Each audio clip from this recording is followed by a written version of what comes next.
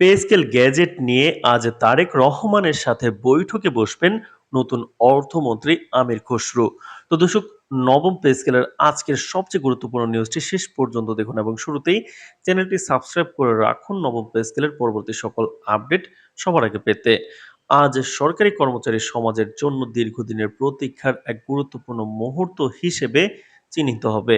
বৈঠকের প্রধান আলোচ্য সূচি হলো নতুন পে স্কেল গ্যাজেট বাস্তবায়ন, যা সাম্প্রতিক প্রকাশিত হয়েছে। গেজেটটি সরকারি কর্মচারীদের বেতন কাঠামোকে আধুনিকায়ন ও পুনর্বিস্তর করার ক্ষেত্রে গুরুত্বপূর্ণ ভূমিকা রাখবে এবং দেশের অর্থনৈতিক নীতি ও প্রশাসনিক কার্যক্ষমতায় সুদূরপ্রসারী প্রভাব ফেলবে। বৈঠকে সভাপতিত্ব করবেন তারেক রহমান, তার সঙ্গে উপস্থিত থাকবেন অর্থমন্ত্রী আমির খসরু। বৈঠকের মূল উদ্দেশ্য হলো পে স্কেল বাস্তবায়নের সময়সীমা নির্ধারণ, কর্মচারীদের শ্রেণীভিত্তিক বেতন ও অন্যান্য সুবিধা নিশ্চিত করা এবং প্রশাসনিক ক্ষেত্রে একটি স্বচ্ছ ও দ্রুততর প্রক্রিয়া স্থাপন। বৈঠকে আর্থিক ও প্রশাসনিক কর্মকর্তারা অংশগ্রহণ করবেন এবং সকল দিক খতিয়ে দেখে চূড়ান্ত সিদ্ধান্ত গ্রহণের প্রস্তুতি থাকবে। রাজনৈতিক বিশ্লেষকরা মনে করছেন, এই বৈঠক শুধু অর্থনৈতিক প্রভাবের দিক থেকে গুরুত্বপূর্ণ নয়, বরং এটি নতুন সরকারের প্রতিশ্রুতি ও রাজনৈতিক ভাবমূর্তির প্রতিফলন। তারেক রহমান বৈঠকে অংশগ্রহণের মাধ্যমে সরকারের অগ্রাধিকারগুলো দৃঢ়ভাবে তুলে ধরেন।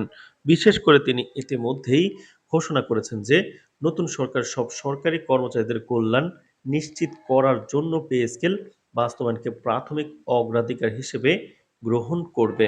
অর্থমন্ত্রী আমির খসরু বৈঠকের আগে সাংবাদিকদেরকে বলেন, আমাদের লক্ষ্য হলো সরকারি কর্মচারীদের তাদের প্রাপ্য সুবিধা ও দ্রুত স্বচ্ছভাবে পৌঁছে দেওয়া।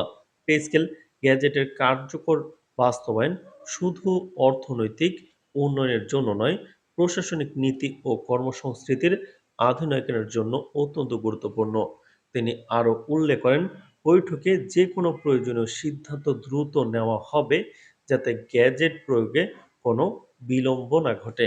তো দর্শক, ভিডিওটির এই মুহূর্ত পর্যন্ত যারা দেখছেন, চ্যানেলটি সাবস্ক্রাইব করে রাখুন নির্বাচন পরবর্তী সময়ে পে স্কেল বাস্তবায়ন সংক্রান্ত সকল আপডেট সবার আগে পেতে। তো দর্শক, প্রথম বিষয়ে বলা যায়, সরকারি কর্মচারীদের বেতন কাঠামোতে দীর্ঘদিন ধরে সংস্কারের অভাব ছিল। আগের নানান পর্যায়ে বিভিন্ন প্রজ্ঞাপন হলেও তা কার্যকরভাবে বাস্তবায়িত হয়নি। ফলে কর্মচারীদের জীবনমান, প্রেরণা এবং প্রশাসনিক দক্ষতার পর প্রভাব পড়েছে। নতুন পে স্কেল গ্যাজেট এই শূন্যস্থান পূরণে গুরুত্বপূর্ণ ভূমিকা পালন করবে। বিশেষজ্ঞরা বলছেন, এটি শুধু বেতন বৃদ্ধির বিষয় নয়, বরং সরকারি কর্মসংস্কৃতির আধুনিকায়ন, কর্মদক্ষতা, ক্ষমতা সমন্বয় এবং কর্মচারীদের মধ্যে ন্যায় বিচারের ধারাকে দৃঢ় করবে। রাজনৈতিক মহলে ইতিমধ্যেই আলোচনা শুরু হয়েছে যে বৈঠকের মাইল ফলক কিন্তু ফলাফলের সরকারের ভাবমূর্তির জন্য একটি বড় ইঙ্গিত বহন করবে।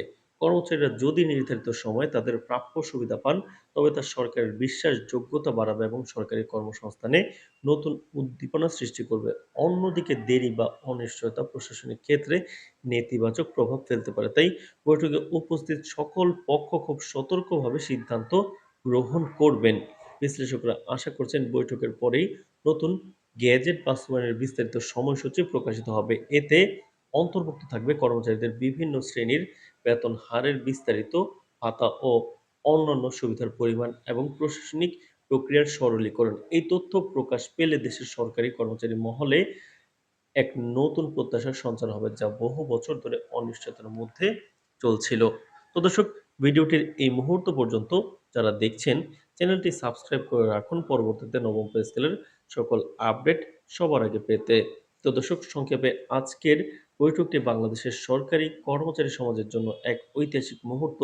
তারেক রহমান ও অর্থমন্ত্রী আমির খসরুর নেতৃত্বে গ্যাজেট বাস্তবায়নের পরিকল্পনা চূড়ান্ত রূপ নেবে। এটি শুধুমাত্র অর্থনৈতিক প্রভাব ফেলবে না, বরং রাজনৈতিক স্থিতিশীলতা, প্রশাসনিক কার্যকারিতা এবং সরকারি কর্মসংস্কৃতির আধুনিকায়নের ক্ষেত্রে একটি নতুন প্রেক্ষাপটের সূচনা করবে।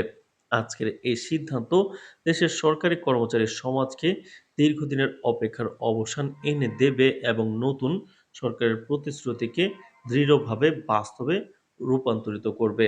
তো দর্শক, নবম পে স্কেল বাস্তবায়ন সংক্রান্ত সকল নিউজ পেতে চ্যানেলটি সাবস্ক্রাইব করে রাখুন। আজ এ পর্যন্তই। ধন্যবাদ।